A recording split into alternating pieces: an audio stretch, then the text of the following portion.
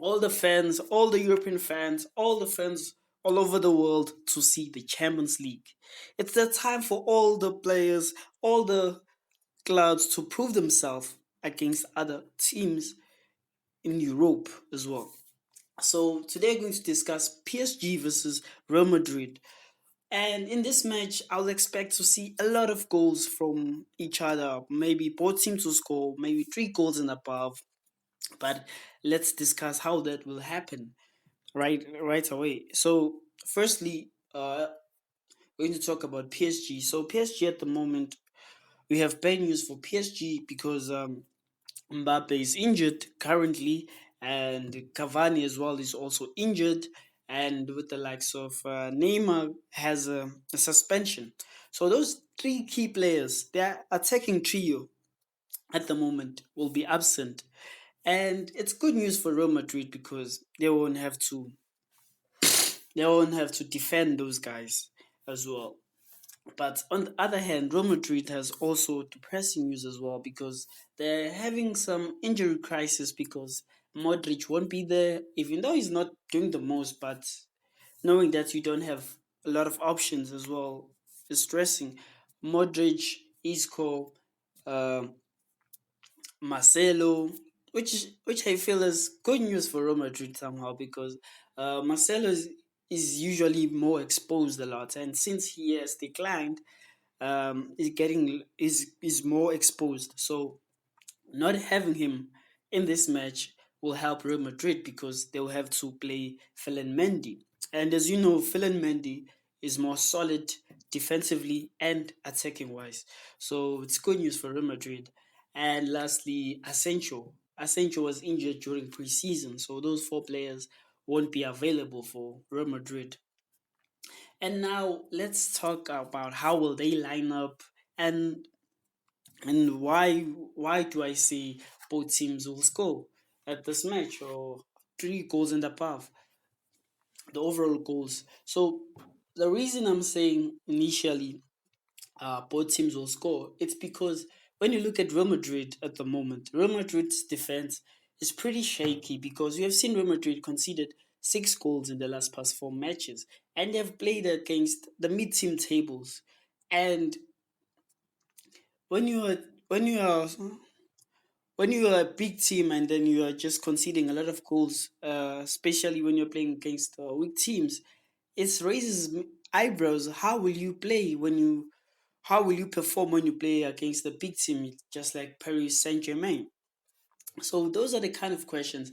And another thing with Real Madrid is that Zidane at the moment, his substitution are not very smart because we saw him at the week during on the weekend whereby he substituted Casemiro, which is a central defensive midfield, for Hazard, just in order for Hazard to get enough game time.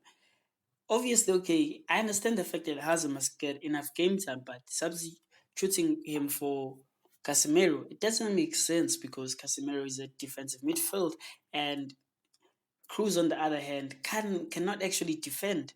He's not better as a defensive midfielder. So Zidane needs to be more cautious about his substitutions that he makes. And another thing may might make Madrid to be shaky is that Couture hasn't found his feet at Real Madrid at the moment because he's always conceding a lot of goals and he's making sloppy decisions when he's diving. Uh, uh, Everything like for him has raised many questions, and as well as the likes of Sergio Ramos and his partnership with Varane. It may be the best partnership, but it was once considered the best partnership in the world. But right now, seemingly it has fell down because they've just been awful, dreadful. Like I don't know what's going on with that team at the moment. So those are the problems with Real Madrid. Another thing about Real Madrid that I can say is that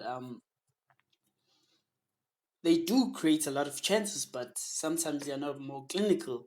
And when you have to play against Paris Saint Germain, which won't allow you to get enough chances, so you need to be more clinical. So I would expect Benzema to be more clinical at the moment in order to defeat PSG. And with Bale at the moment, his form seemingly is high. And it's a funny thing because Zidane wanted Bale to leave during the summer, but Bale didn't want to leave. And now Bale is actually performing. So Zidane right now is, I don't know, like, there's this thing that you wanted a player to leave, but he didn't want to leave, and now he's performing. So what's going on with you, Zidane? You see, something like that.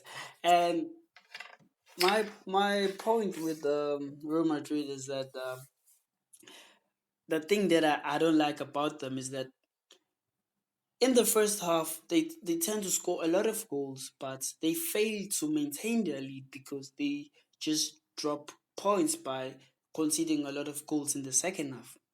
So you might expect to see Real Madrid to score a lot of goals during the first half, but in the second half, we will see PSG to be the one who will rise up to the challenge and score a lot of goals.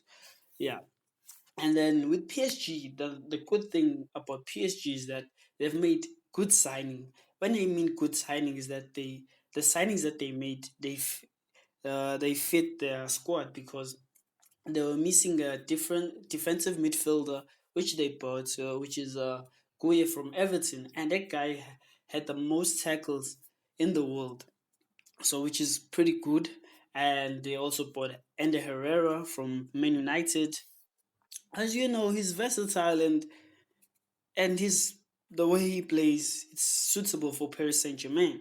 And they also bought Diallo in order to bolster their defense because Thiago Silva is aging, but even though he's aging, but he still performs decently.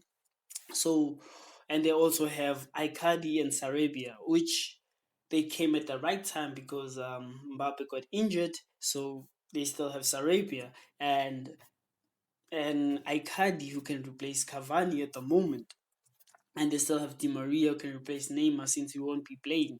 So for them, it's not much of a big deal because their midfield right now is solid because they have Verratti, Gueye, and Herrera. And at the back, they can play a back three with Diallo, Marquinhos, and Thiago Silva.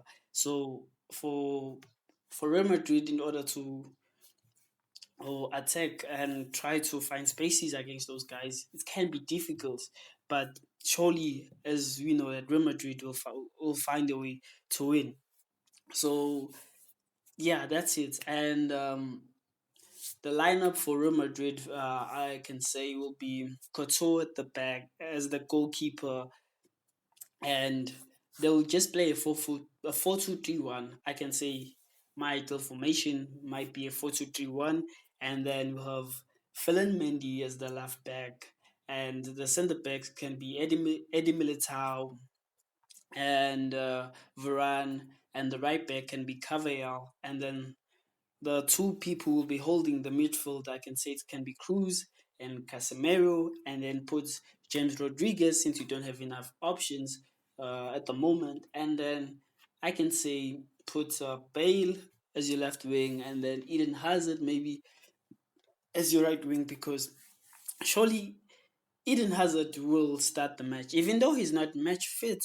But as you know, Eden Zidane will want to give him the benefit of the doubt and give him the start because Eden Hazard is still considered to be one of the best players in the world. So obviously, he might get a head start against um, Vinicius Junior, and you have Benzema as your striker.